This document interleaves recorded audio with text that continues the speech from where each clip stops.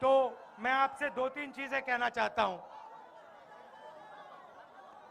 एक साल पहले हमने भारत जोड़ो यात्रा की, आपने देखा होगा, देखा? कन्याकुमारी से कश्मीर तक चले, नफरत के बाजार में मोहब्बत की दुकान खोली, क्योंकि एक विचारधारा है देश में आजकल, नफरत की विचारधारा, हिंसा की विचारधारा, जो लोगों को बांटती है, लोगों को डराती है, धमकाती है। इसके खिलाफ हमने भारत जोड़ो यात्रा की। बहुत सारे लोग आए, झारखंड से आए, उड़ीसा से, बंगाल से, और उन्होंने हमें कहा देखिए आपने भारत जोड़ो यात्रा तो करी कन्याकुमारी से कश्मीर, मगर बंगाल में क्या होगा, झारखंड में क्या होगा, मणिपुर में क्या होगा, उड़ीसा में क्या होगा? आपको दूसरी यात्रा करनी चाहिए, दूसरी भारत जोड़ो यात्रा। और हमने ये बात मान ली और इसलिए मैं आपके सामने आज यहां खड़ा हुआ हूं। और इस यात्रा का भी लक्ष्य नफरत भरी जो विचारधारा है उसके खिलाफ खड़ा होना है, लोगों को जोड़ना है। और जैसे उसमें हमने मोहब्बत की दुकान खोली, इसमें भी हम मोहब्बत की दुकानें खोलना चाहते हैं। इसमें हमने एक शब्द और जोड़ दिया, आपने देखा होगा, भारत जोड़ो न्याय यात्रा, क्योंकि हमें लगता है कि हिंदुस्तान में अन्याय फैलता जा रहा है। आप देखिए, रोजगार, देश के युवा सिर्फ रोजगार चाहते हैं और पूरे देश में नरेंद्र मोदी जी ने और बीजेपी ने बेरोजगारी की बीमारी फैला दी है। किसी भी प्रदेश में जाओ और पूछो भाई यहां पे बेरोजगारी की बीमारी है, ये देखो, जहां भी हम जाते हैं एक नई बीमारी चली है, बेरोजगारी की बीमारी। वो हिंदुस्तान के युवाओं को लगती है और उनके भविष्य को खत्म कर देती है, नष्ट कर देती है। ये बीमारी कैसे आई मैं आपको बता देता हूं। नरेंद्र मोदी ने नोटबंदी की, जीएसटी लागू की, और जो छोटे व्यापारी हैं, छोटा बिजनेस चलाते हैं, छोटे कार्यक्रम, अग्निवीर, देखो ये बोला बिल्कुल सही। तो जो युवाओं को सेना में रोजगार मिलता था उसको भी अग्निवीर ने खत्म कर दिया। और भाइयों और बहनों, एक और बात मैं आपको बताना चाहता हूं, जो आपने अग्निवीर की बात छेड़ी। मेरे पास 100-200 युवा आए, कुछ महीने पहले की बात है। दिल्ली आए, मेरे साथ बैठे और रोने लगे, मतलब आंसू निकलने लगे। 20-25 युवाओं की आंख से आंसू निकलने लगे। मैंने पूछा, आप रो क्यों रहे हो, क्या हुआ?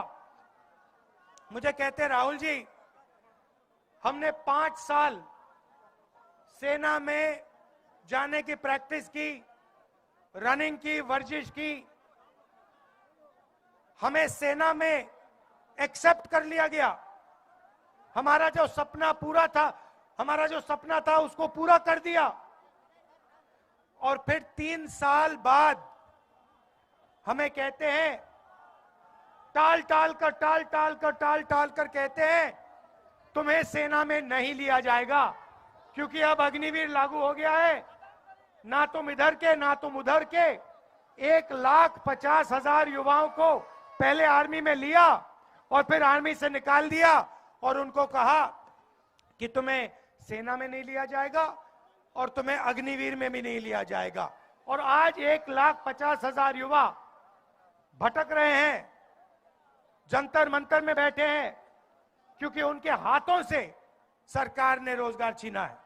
और मैंने उनसे कहा है कि कांग्रेस पार्टी उनके साथ खड़े होकर उनको न्याय दिलवाएगी और उनका जो हक बनता है उनके हवाले उसको करेगी। भाइयों और बहनों, आर्थिक अन्याय की मैंने बात की, मैं सामाजिक अन्याय की बात करना चाहता हूं। हिंदुस्तान में अलग अलग वर्ग के लोग हैं। दलित हैंगे, आदिवासी हैं, पिछड़े लोग हैं, जनरल कास्ट के हैं, माइनॉरिटी हैं, सारे लोग हैं। मगर आज तक किसी को यह नहीं मालूम इस देश में पिछड़े लोग कितने हैं। बोलो, जोर से बोलो। भाइयों और बहनों, मैं आपसे पूछता हूं, देश में पिछड़े लोग कितने हैं, कोई जानता है? आप जानते हो कि सबसे ज्यादा हैं, मगर नंबर नहीं जानते। अब आप मुझसे कहोगे, अरे भाई सबसे ज्यादा हैं, नंबर नहीं जानते, तो क्या हुआ? मैं आपको बताता हूं। मैंने 2-3 आंकड़े निकाले। पहला आंकड़ा, हिंदुस्तान की सबसे बड़ी 500 कंपनियों में दलित कितने हैं, आदिवासी कितने हैं? ये बोली बात। दलित कितने? 0। आदिवासी कितने? 0। पिछड़े कितने? 0, एक भी नहीं। फिर मैंने पता लगाया, जो बजट को बांटते हैं 90 अफसर हैं, हिंदुस्तान की सरकार को चलाते हैं, दिल्ली में बैठते हैं। मैंने पता लगाया, इसमें दलित, आदिवासी, पिछड़े कितने? पता लगा 90 में से 3 आदिवासी, 90 में से 3 पिछड़े, 3 दलित, 1 आदिवासी। तो आदिवासियों के खिलाफ, दलितों के खिलाफ, पिछड़ों के खिलाफ दबाकर इस देश में अन्याय हो रहा है। और मैंने कहा कि जैसे किसी की टांग टूटती है तो पहला काम क्या होता है? डॉक्टर के पास जाते हैं ना, पहला काम क्या होता है? आप कहते हो, भैया डॉक्टर साहब एक्सरे कराओ, पता लगाना है क्या टूटा। सही बात? तो मैंने यही कहा है, पहले पैसा मांगता है हमारी सरकार। देखिए, हमारी सरकार की कोशिश होगी, जैसे हमने राजस्थान में किया, स्वास्थ्य हमने पूरा का पूरा फ्री कर दिया, दवाई फ्री कर दी, अस्पताल फ्री कर दिया। दिल्ली में सरकार आएगी तो हमारी ये कोशिश होगी कि आप हमें ये ना कह पाओ। मगर मैं जाति जनगणना की बात कर रहा हूं। हम जाति जनगणना की बात कर रहा हूं। मैंने कहा कि जैसे किसी को चोट लगती है तो एक्सरे होता है, वैसे ही हिंदुस्तान का एक्सरे होना चाहिए, जाति जनगणना होनी चाहिए, पता लगाना चाहिए इस देश में दलित कितने, आदिवासी कितने, पिछड़े कितने, माइनॉरिटी कितने, जनरल कितने। वही पहला कदम है न्याय देने का। अगर हमने मालूम ही नहीं कि आदिवासी कितने, पिछड़े लोग कितने, तो न्याय की कैसे बात हो सकती है? जैसे ही मैंने जाति जनगणना की बात की, वैसे ही नरेंद्र मोदी कहते हैं देश में कोई जात नहीं है, देश में सिर्फ जो जात है एक।